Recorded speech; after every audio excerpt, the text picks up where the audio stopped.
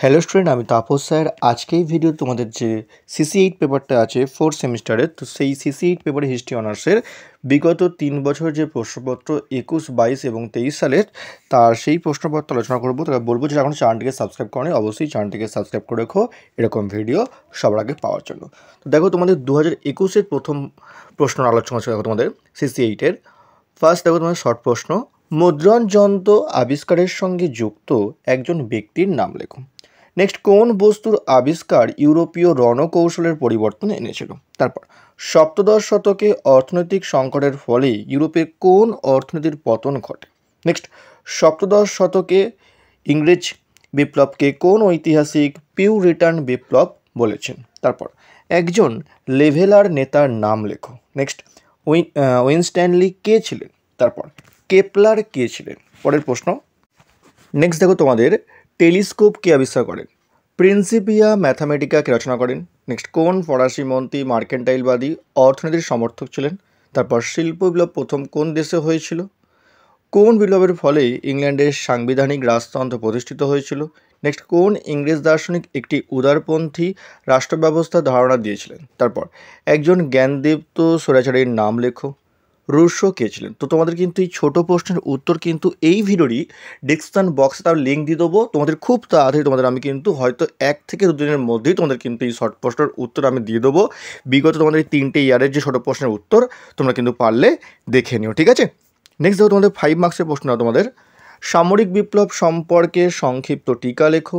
Next, একটি বিপ্লবী গোষ্ঠী হিসাবে ইংল্যান্ডের লেভেলারদের ভূমিকা মূল্যায়ন করো। নেক্সট, মার্কেন্টাইলবাদী অর্থনীতির উপর আলোচনা করো। 5 মার্কসের প্রশ্ন। তারপর দেখো তোমাদের প্রশ্ন, দেখো তোমাদের কী আছে, 1688 সালে গৌরবময় বিপ্লব ইংল্যান্ডের রাজনীতিতে কতটা পরিবর্তন এনেছিল? তারপর, ষোড়শ শতকে ইউরোপে বিজ্ঞান অগ্রগতির ক্ষেত্রে কোপার্নিকাসের অবদান আলোচনা করো। নেক্সট, ইংল্যান্ডের শিল্প বিপ্লবে কৃষির অগ্রগতি কত তাৎপর্য ছিল? নেক্সট, জ্ঞানদীপ্তির উপর একটি নিবন্ধ লেখো। তারপর, অষ্টাদশ শতকের ইউরোপে নিরঙ্কুশ রাজতন্ত্রের বিভিন্ন দিকগুলি আলোচনা করো। তারপর দেখো তোমাদের 10 মার্কসের প্রশ্ন, দেখো ইউরোপের মুদ্রণ বিপ্লবের তাৎপর্য করো। তারপর দেখো, সপ্তদশ শতকে ইংল্যান্ডের গৃহযুদ্ধকে কি একটি বুর্জুয়া বিপ্লব হিসাবে চিহ্নিত করা যুক্তিযুক্ত? নেক্সট, বিজ্ঞান বিপ্লব কতটা বৈপ্লবিক ছিল? তারপর, ইংল্যান্ডে শিল্প বিপ্লবের প্রেক্ষাপট আলোচনা করো।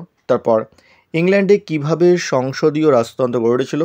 লাস্ট প্রশ্ন 2021-এর, অষ্টাদশ শতকীয় ইউরোপের জ্ঞানদীপ্ত স্বৈরাচারের বৈশিষ্ট্য আলোচনা করো। তো এই ছিল তোমাদের 10 মার্কসের যে প্রশ্নপত্র আলোচনা করলাম। যারা ইংলিশ ভার্সন আসো তাদের প্রথমে আমি তোমাদের শর্ট কোশ্চেন দিচ্ছি, তারপর তোমাদের 5 মার্কস এবং 10 মার্কস আলোচনা করে দিচ্ছি, এবং এবার যে 2022 সালে যে প্রশ্নপত্র আছে সেটা আলোচনা করা যাক। দেখো, প্রথম প্রশ্ন, জোহান গুটেনবার্গ কে ছিলেন?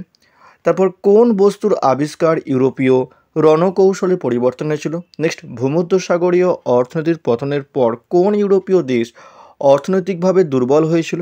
তারপর, কোন ঐতিহাসিক সপ্তদশ শতকের ইংরেজ বিপ্লবকে শ্রেণী সংগ্রাম হিসেবে দেখেছিলেন?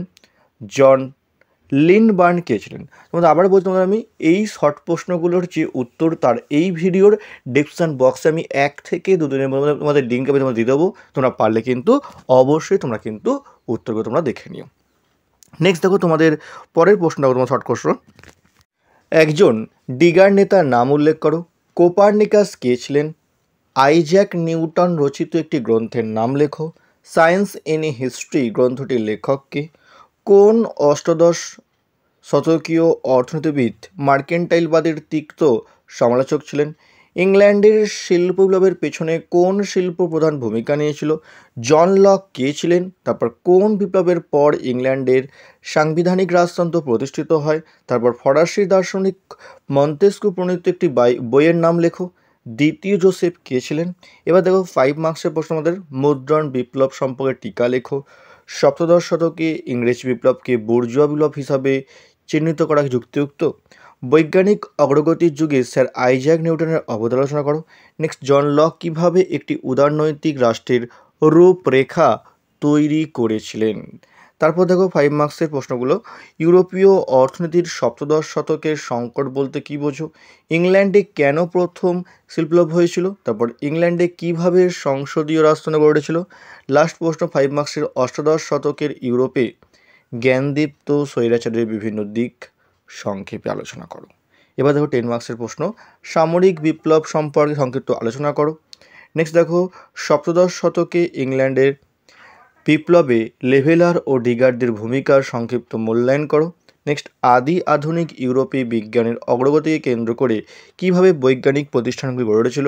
তারপর ইউরোপীয় অর্থনীতিতে মার্কেন্টাইলবাদের প্রভাব সংক্ষেপে আলোচনা করো। নেক্সট, 1688 সালের ইংল্যান্ডের গৌরবময় বিপ্লবের তাৎপর্য ব্যাখ্যা করো।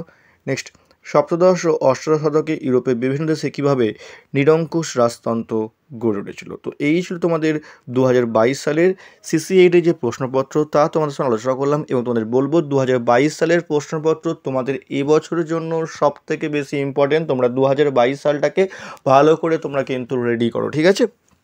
যারা ইংলিশ ভার্সনে আসো তাদের জাস্ট আমি তোমাদের প্রথমে শর্ট প্রশ্ন, তারপর তোমাদের আমি কিন্তু তোমাদের 5 মার্কস এবং 10 মার্কস দিয়ে তোমরা কিন্তু পারলে তোমরা দেখে নিতে পারো, অথবা তোমরা চাইলে তোমরা স্ক্রিনশট তুলতে পারো তোমরা।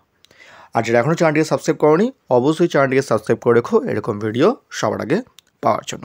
এবার দেখো তোমাদের দেখো 2023 সালের প্রশ্নপত্র। দেখো, ইউরোপের কোন বিপ্লবের সঙ্গে জোহান গুটেনবার্গ যুক্ত ছিলেন। নেক্সট, ইউরোপের সপ্তদশ শতকের সংকটের যে কোনো একটি কারণ উল্লেখ করো। নেক্সট, অলিভার ক্রমওয়েল কে ছিলেন। তারপর দেখো, intellectual organise of the English revolution গ্রন্থটির লেখক কী। তারপর ব্রিটিশ বৈজ্ঞানিক উইলিয়াম হার্ভে কী আবিষ্কার করেছিলেন। তারপর ফ্রান্সিস বেকন কে ছিলেন। নেক্সট, পরের প্রশ্ন, 1660-এ রয়্যাল সোসাইটি অফ লন্ডনের প্রতিষ্ঠার সঙ্গে কোন ব্রিটিশ শাসক যুক্ত ছিলেন। লেভিয়াথান গ্রন্থের রচয়িতাকে। পরের প্রশ্ন, লেসেফেয়ার মতবাদের প্রবক্তাকে। নেক্সট, ইউরোপের কোন দেশে বিপ্লব পূর্ব যুগকে প্রাচীন ব্যবস্থার যুগ বলা হয়। তারপর পরের দেখো, lineages of the absolutist state গ্রন্থে ঐতিহাসিক পেরি অ্যান্ডারসন কোন রাষ্ট্র ব্যবস্থার আলোচনা করেছেন। তারপর অষ্টাদশ শতকের ইউরোপে কোন শাসক বলেছিলেন আমিই রাষ্ট্র। নেক্সট, ইংল্যান্ডে গৌরবময় বিপ্লবের সময় রাজা কে ছিলেন। তারপর 1689-তে সহিষ্ণুতার আইন কোন দেশে প্রবর্তিত হয়েছিল। লাস্ট দেখো তোমাদের অষ্টাদশ শতকে ইউরোপে কোন বৌদ্ধিক আন্দোলনের প্রধান বৈশিষ্ট্য ছিল যুক্তিবাদ। এবার দেখো 5 মার্কসের প্রশ্ন, একটি বিপ্লবী গোষ্ঠী হিসাবে ইংল্যান্ডে লেভেলারদের মূল্যায়ন করো। 1688 সালে গৌরবময় বিপ্লবের প্রভাব আলোচনা করো। বিজ্ঞান বিপ্লব কতটা বৈপ্লবিক ছিল। নেক্সট, এনক্লোজার পদ্ধতির ওপর একটি টিকা লেখো। তারপর মার্কেন্টাইলবাদী অর্থনীতির ওপর টিকা লেখো। ইংল্যান্ডে শিল্প বিপ্লব প্রসঙ্গে গ্রাম সমাজের বাণিজ্যিকরণ বলতে কী বোঝো। জ্ঞানদীপ্তির উপর টিকা লেখো। লাস্ট প্রশ্ন, অষ্টাদশ শতকে ইউরোপে নিরঙ্কুশ রাজতন্ত্রের বিভিন্ন দিকগুলি আলোচনা করো। এবার দেখো 10 মার্কসের প্রশ্ন আমাদের, আধুনিক ইউরোপের বিবর্তনের মুদ্রণ যন্ত্র উদ্ভাবনের গুরুত্ব ব্যাখ্যা করো। ভেরি ইম্পর্টেন্ট প্রশ্ন। সপ্তদশ শতকে ইংল্যান্ডের গৃহযুদ্ধের প্রকৃতি বিচার আলোচনা করো। তুমি কি মনে করো যে সপ্তদশ শতকে ইউরোপ ছিল এক সার্বিক সংকটের যুগ। নেক্সট, সপ্তদশ এবং অষ্টাদশ শতকে ইউরোপে আধুনিক বিজ্ঞান বিকাশে গুরুত্বপূর্ণ বিষয়গুলি চিন্তা করো, সংক্ষিপ্ত বিবরণ দাও। নেক্সট, ইংল্যান্ডের শিল্প বিপ্লবের প্রেক্ষাপটে সৃষ্টিতে জলবায়ু, কৃষিগত পরিবর্তন এবং উপনিবেশবাদের ভূমিকা আলোচনা করো। লাস্ট প্রশ্ন, অষ্টাদশ শতকের ইউরোপে ফ্রান্সের স্বৈরতান্ত্রিক রাজতন্ত্রের উত্থান ব্যাখ্যা করো। তো এই ছিল তোমাদের বিগত 3 বছরের যে প্রশ্নপত্র আলোচনা করলাম তোমাদের যারা ইংলিশ ভার্সন তাদের জাস্ট তোমাদের শর্ট কোশ্চেন ভার্সন তোমাদের দিচ্ছি, তারপর তোমাদের কিন্তু আমি 5 মার্কস এবং 10 মার্কস দিয়ে দিচ্ছি।